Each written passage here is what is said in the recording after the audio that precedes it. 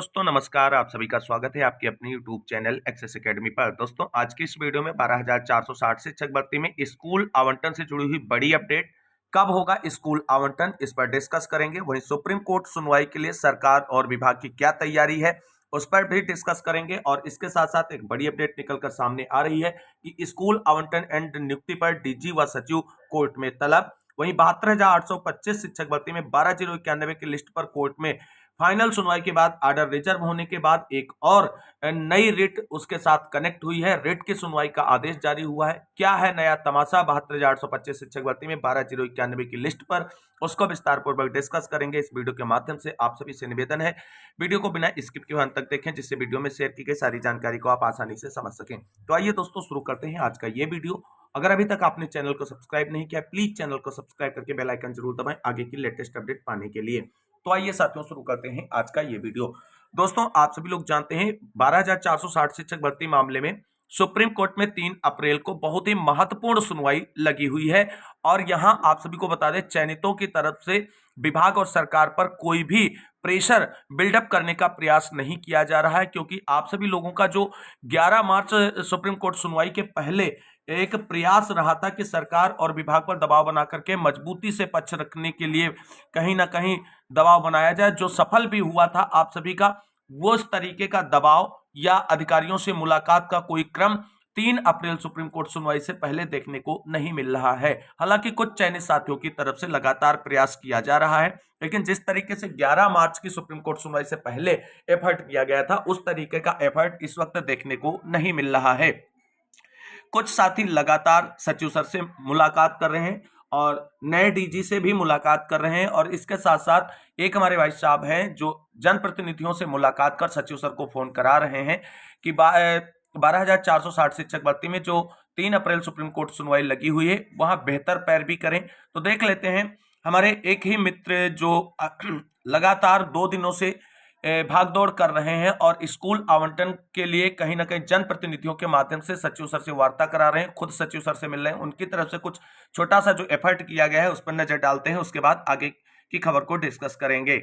यहाँ पर आप सभी साथियों को बता दें, अपने एक भर्ती के साथी हैं अभिषेक कुमार दुबे जी, उनकी तरफ से ये लगातार प्रयास किया जा रहा है। कल मुलाकात की गई, आज भी मुलाकात की जाएगी, परसों भी मुलाकात सचिव सर से की गई थी जो नवनियुक्त सचिव हैं उनसे।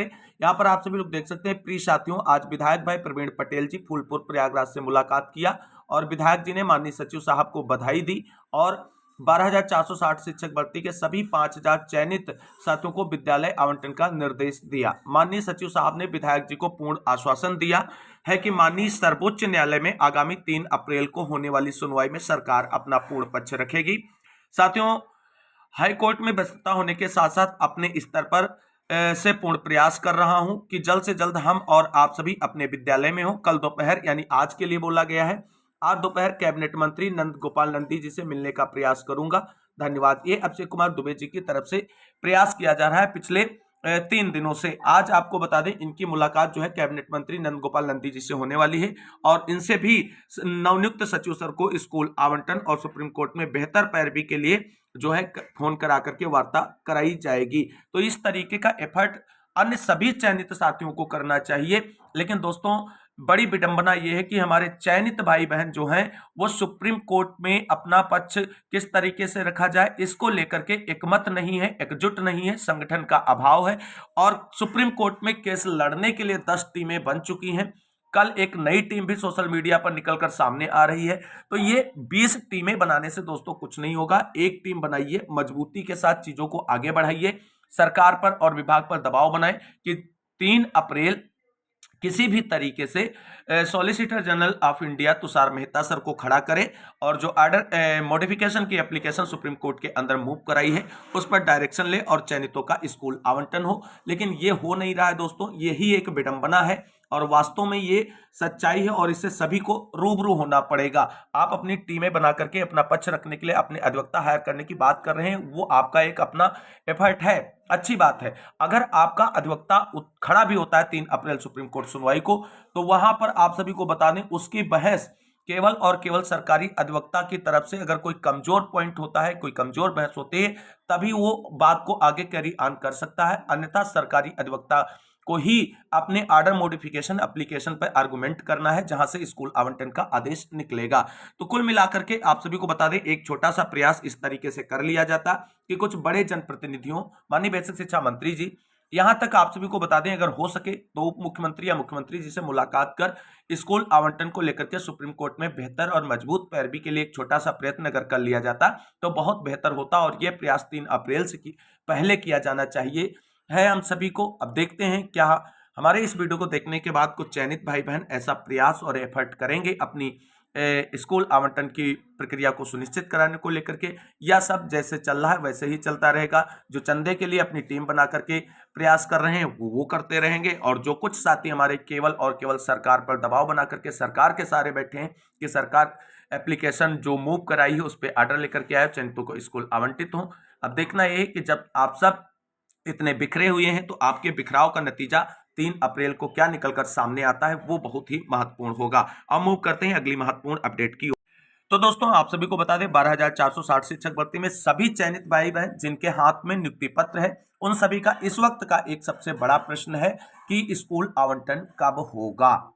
स्कूल आवंटन कब होगा, ये प्रश्न जो है सबसे बड़ा प्रश्न है 12,460 शिक्षक भर्ती का इस वक्त।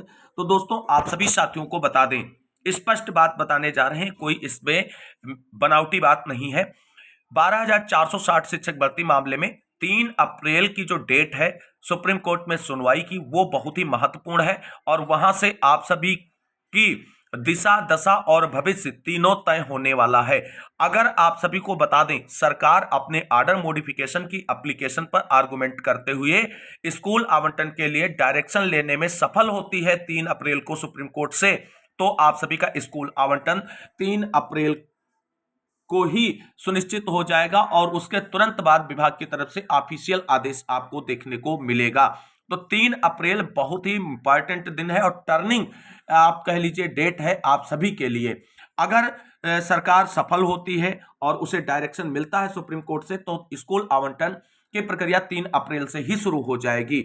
लेकिन एक चीज ध्यान रखना, अगर 3 अप्रैल को सरकार सुप्रीम कोर्ट के अंदर ऑर्डर मॉडिफिकेशन के तहत चयनितों के स्कूल आवंटन को डायरेक्शन प्राप्त करने में सफल नहीं होती है तो आप सभी को एक लंबा इंतजार करना पड़ेगा, और उसके बाद आप सभी को बता दें केस जो है फाइनल होने के बाद स्कूल आवंटन की प्रक्रिया आप सभी की सुनिश्चित की जाएगी, और फाइनल होने पे जो आदेश आएगा वो लागू होगा, क्योंकि उसके बाद आप सभी लोग जानते हैं डीबी और सिंगल बेंच के आदेश का कोई मतलब नहीं रहता। हाई कोर्ट का जो भी आदेश है उसका कोई मतलब नहीं रहेगा, क्योंकि अपेक्स कोर्ट का आदेश ही लागू होगा।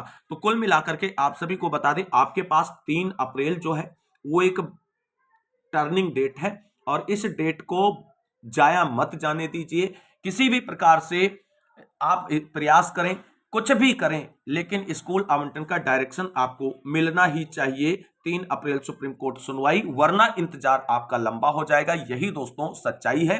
तो अगर आप सभी ने संगठित होकर के प्रयास कर लिया तो स्कूल आवंटन 3 अप्रैल से शुरू हो जाएगा, अन्यथा स्कूल आवंटन केस फाइनल होने के बाद होगा। ये वास्तव में एक बड़ी सच्चाई है जिसे सभी चयनित भाई बहनों को एक्सेप्ट करना होगा।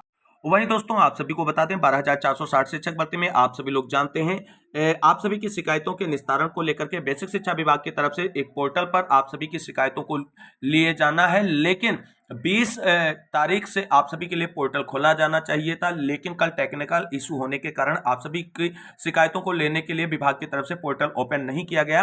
खबर निकलकर सामने आ रही है कि आज दोपहर बाद आप सभी की शिकायतों के लिए विभागीय पोर्टल खोल दिया जाएगा। अगर उसकी जो समस्याएं हैं वो सॉर्ट आउट हो चुकी होंगी तो जैसे ही पोर्टल शिकायत के लिए खोला जाएगा आप सभी को चैनल के माध्यम से उसके बारे में जानकारी दी जाएगी। उसको लेकर के आप सभी लोग बिल्कुल भी परेशान ना हो। चीजें आप सभी को फोकस करनी है 3 अप्रैल सुप्रीम कोर्ट सुनवाई पर। इस पोर्टल पर आप सभी जब खुलेगा जानकारी दी जाएगी, शिकायत दर्ज करा सकते हैं, लेकिन पहली प्रायोरिटी होनी चाहिए चयनितों की एकजुट होकर के स्कूल आवंटन के लिए प्रयास करने की। वहीं दोस्तों एक और बड़ी अपडेट निकलकर सामने आ रही है कि स्कूल आवंटन नियुक्ति पर डीजी व सचिव कोर्ट में तलब क्या है, खबर जरा उस पर नजर डाल लेते हैं। यहाँ पर दोस्तों आप सभी लोग देख सकते हैं कुछ हाल 12,460 शिक्षक भर्ती की तरह यहाँ भी है। शिक्षकों को विद्यालय आवंटित किए गए, अब तक नियुक्ति नहीं मिली। 5 वर्षों से लटकी है अंग्रेजी माध्यम स्कूलों में नियुक्ति प्रक्रिया।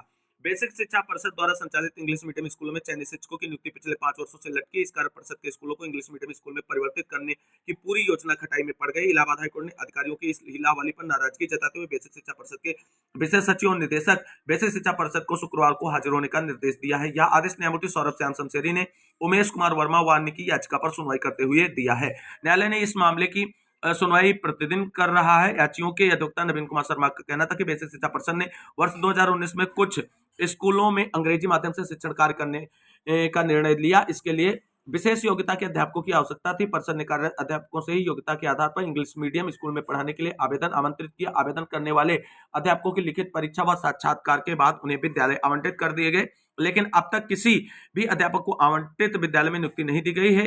कोर्ट ने इस मामले में बेसिक शिक्षा परिषद के अधिवक्ता से जानकारी मांगी, लेकिन वह कोई स्पष्ट जानकारी उपलब्ध कराने की स्थिति में नहीं थे। इस पर कोर्ट ने विशेष सचिव और निदेशक को शुक्रवार को उपस्थित होकर के लिए कहा है कि किन कारणों से चयनित अध्यापकों को नियुक्ति नहीं दी जा रही उनके आवंटित विद्यालयों में। तो कुल मिलाकर के हाईकोर्ट की ये जो है बड़ी कार्रवाई की गई है। इस मामले को लेकर के अब देखना है कि किस तरीके से सचिव और निदेशक सर जो हैं वो इस मामले को टैकल करते हैं कोर्ट के अंदर और मामले को सॉर्ट आउट करने का प्रयास करते हैं। जो भी आगे अपडेट होगी आप सभी को चैनल के माध्यम से शेयर की जाएगी। अब बात करेंगे 72,825 शिक्षक भर्ती से जुड़ी हुई आज की बड़ी अपडेट के बारे में। तो दोस्तों जैसा कि आप सभी लोग जानते हैं 72,825 शिक्षक भर्ती में 12,091 की लिस्ट पर जो सिंगल बेंच का आदेश था उस पर सरकार की तरफ से एसएलपी लगाई गई डीबी में, और डीबी में मामले को सुना गया और एक लंबी सुनवाई के बाद मैराथन बहस हुई। एक हफ्ते तक कंटिन्यूसली मैटर को कोर्ट ने सुना और उसके बाद फाइनली जो है 12,091 की लिस्ट पर डीबी ने अंतिम सुनवाई और फाइनल बहस के बाद ऑर्डर रिजर्व कर लिया। और आप सभी को बता दें उम्मीद है कि होली के जस्ट बाद जो है 12,091 की लिस्ट पर डीबी का आदेश आप सभी को देखने को मिलेगा। और चीजें आप सभी को बता दें 12,091 की लिस्ट पर ऑर्डर रिजर्व होने के बाद एक नई रिट जो है 12,091 के साथ कनेक्ट की गई है। उस रिट से क्या प्रभाव है और उस रिट पर सुनवाई का जो कोर्ट आदेश आया है उससे कहीं ना कहीं क्या चीजें हो सकती हैं 12,091 में, वो बहुत ही महत्वपूर्ण है। उस पर जरा नजर डाल लेते हैं। तो यहाँ पर दोस्तों आप सभी लोग देख सकते हैं कि एक जो इस अपील है रिट संख्या है स्पेशल अपील डिफेक्टिव, ये 231 आप 2024, और ये जो याचिका या रिट कह लीजिए आप जो है इसकी सुनवाई 20 मार्च को हुई, जिसकी सुनवाई का आदेश भी आ चुका है। और इस याचिका को आप सभी को बता दें 12,091 के साथ टैग कर दिया गया है। इसकी सुनवाई का आदेश आप सभी लोग यहाँ पर देख सकते हैं। तो दोस्तों जैसा कि आप सभी लोग जानते हैं 12,091 की लिस्ट पर जो डीबी में ऑर्डर रिजर्व हुआ है वो कोर्ट नंबर 40 में ही रिजर्व हुआ है और हानेवल अश्विनी कुमार मिश्रा और रिजवी सर की बेंच में इस मामले की सुनवाई करते हुए आदेश रिजर्व किया गया है। लेकिन जो ये स्पेशल रिट निकलकर सामने आ रही स्पेशल अपील डिफेक्टिव नंबर 231 आप 2024, अपीलेंट है रामनाथ यादव एंड 71 अदर्स और रिस्पोंडेंट है state of UP and 2 others. Council for appellate की तरफ से Jameel Ahmad Ansari, Rameshwar Prasad Mishra. Council for respondent की तरफ से अर्चना सिंह है। और आप सभी लोग देख सकते हैं जो ये डिफेक्टिव रिट जो है वो कनेक्ट की गई है, उसको लेकर के जो आदेश आया है निकलकर 20/3 की सुनवाई का, यहाँ पर है issues raised in this appeal are similar to the bench of special appeals with leading special appeal number 160 of 2024 in which judgment is reserved।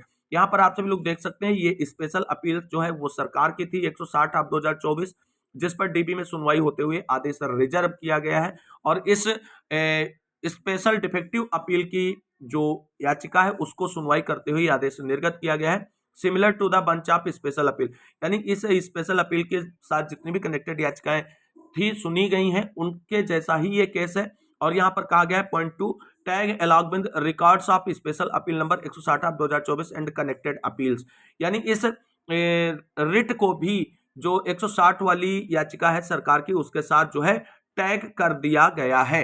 तो दोस्तों इससे क्या होगा, क्या इसका कोई प्रभाव पड़ेगा 12,091 की लिस्ट पर, यह बहुत महत्वपूर्ण हो जाता है।